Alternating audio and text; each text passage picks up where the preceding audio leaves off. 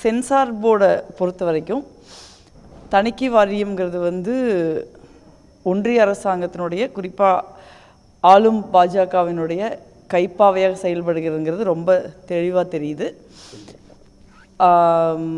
ரெண்டாவது வந்து நீங்கள் அதில் ஒரு பெரிய சர்ப்ரைஸ் என்ன அப்படின்னா, நீங்கள் அவங்க அப்பீலுக்கு போகிறப்ப அவசரமாக வந்து ஏஜி ஆஜராகிறாங்க.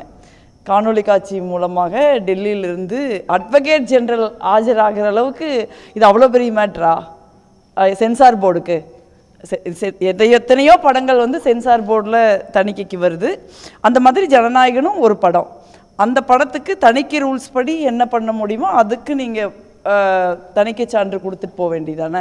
அதை ஒரு அட்வொகேட் ஜெனரலை கொண்டு வந்து ஆஜர்படுத்துகிற அளவுக்கு இது அவ்வளோ அழுத்தம் இருக்குது அப்படிங்கிறதே வந்து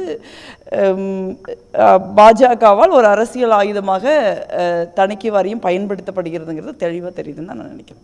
ஏற்கனவே நம்ம உள்துறை அமைச்சர் எடப்பாடி பழனிசாமி அவர்கள் சந்தித்த பிறகு தான் விஜய்க்கு தொடர்ச்சியான பிரச்சனைகள் வருதுன்னு சொல்லப்படுது மேடம். இது வந்து எலெக்ஷனுக்கு முன் வச்சு விஜயை முடக்கிறதுக்காக இது பண்ணுறாங்க. இல்லை, இது தேர்தலுக்கு முன்பு வந்து ஒரு அரசியல் ரீதியாக வந்து தாவேகாக்கு என்ன மாதிரியான அழுத்தங்களை கொடுக்க முடியுமோ அத்தனை அழுத்தங்களையும் கொடுக்கலாம் அப்படிங்கிறதுக்கு தான் அவங்க ஜனநாயகத்தை டார்கெட் பண்ணுறாங்கன்னு தான் வெளிப்படையாகவே நமக்கு தெரியுது. இதில் ஒன்றும் ரகசியம் இருக்கிற மாதிரி தெரியல.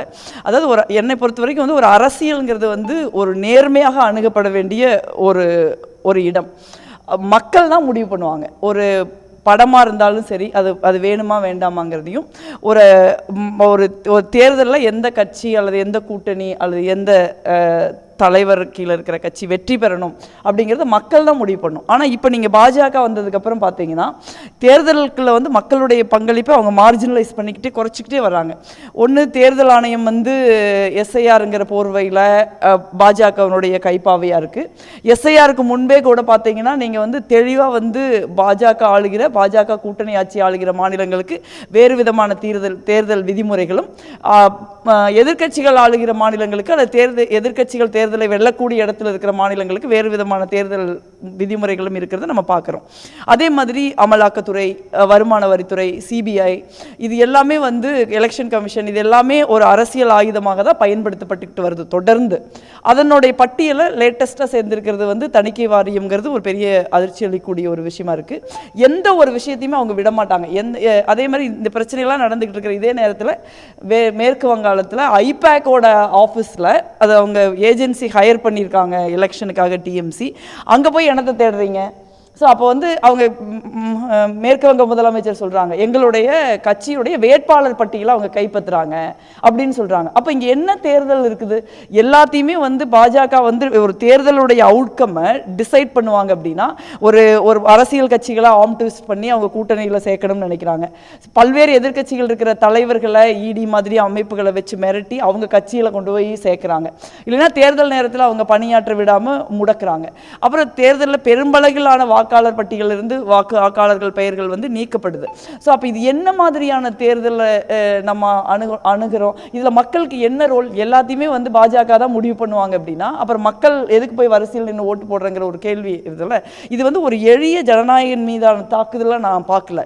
இது வந்து தொடர்ச்சியாக பாரதிய ஜனதா கட்சி எப்படியெல்லாம் வந்து தனக்கு இருக்கிற மக்கள் வரிப்பணத்தில் சம்பளம் வாங்குகிற அமைப்புகளை எல்லாம் பயன்படுத்தி தேர்தல்ங்கிற ஒரு சுதந்திரமான விஷயத்தை, ஒரு ஜனநாயகத்தினுடைய கட்டமைப்பாக இருக்கிற ஒரு விஷயத்தை தங்களுடைய கைக்குள்ளே கொண்டு வந்து அதனுடைய முடிவுகளை தீர்மானிக்கிறாங்க அப்படின்னு நம்ம பார்க்குறோம். ஜனநாயகத்தை பொறுத்த வரைக்கும் திரு விஜய் அவர்கள் ஒரு கட்சியினுடைய தலைவராக இருக்கிறதுனால இந்த மாதிரியான ஒரு தாக்குதல்கள் நடக்குதுன்னு நான் நினைக்கிறேன். இது வந்து ஒரு சின்ன படம், ஒரு அதனுடைய ஹீரோ இல்லை ஒரு கட்சியின் தலைவருங்கிற வட்டத்தில் மட்டும் நம்ம பார்க்க முடியாது.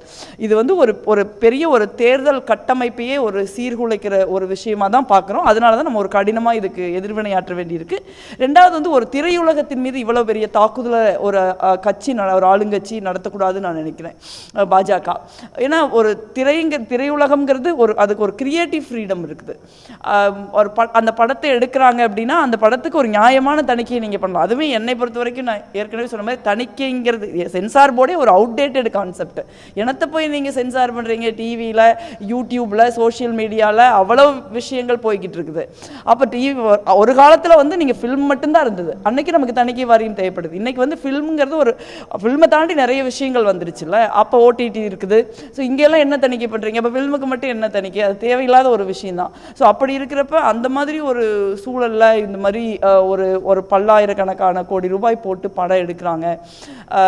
அதுக்கு அதில் விநியோகஸ்தர்கள் இருக்காங்க, தியேட்டர் நடத்துகிறவங்க இருக்காங்க, அதுக்கு டிக்கெட் வாங்கி பார்க்குறவங்க இருக்கிறாங்க, நூற்றுக்கணக்கானவங்களோட அர்ப்பணிப்போட பணியாற்றக்கூடிய ஒரு விஷயமா இருக்குது. ஸோ இந்த மாதிரியான ஒரு ஒடுக்குமுறையை ஒரு அரசாங்கம் வந்து ஒரு திரைத்துறையின் மீது கட்டவிழ்த்து விடும், அதுவும் குறிப்பாக தமிழ் திரையுலகத்தை டார்கெட் பண்ணுவாங்க அப்படிங்கிறத வந்து நம்ம ஏற்றுக்கொள்ளக்கூடியதில்லைன்னு நான் நினைக்கிறேன். நகரத்தில் மேடம் பராசக்தி படத்திற்கும் இதே மாதிரி தணிக்கையில் பிரச்சனை வந்துச்சு. ஆனால் காங்கிரஸ் எம்பிக்கள் தொடர்ச்சியாக ஜனநாயகனுக்கு மட்டும் விஜய் மேலே ஒரு சாஃப்ட் கார்னர் வர்றதுக்கு காரணம் என்ன? இல்லை இப்போ விஜய் இது விஜய் அவர்கள்னே இல்லை, நான் தான் சொல்கிறேனே, அது ஒரு படம். அந்த ப்ரொடியூசர் வந்து கோர்ட்டுக்கு போகிறார்.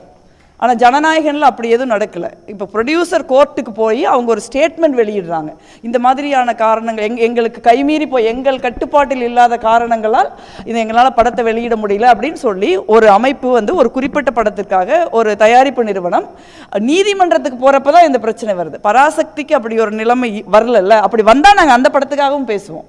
இப்போ வந்து இந்த ஜனநாயகனுக்கு தான் பேசுகிறோம் கிடையாது. நம்ம வந்து ஒரு ஒரு ஒரு திரைத்துறை சார்ந்த திரைத்துறையின் மீது தாக்குதல் நடத்தக்கூடாதுன்னு தான் நம்ம சொல்கிறோம். அந்த வேறுபாடு இருக்குல்ல.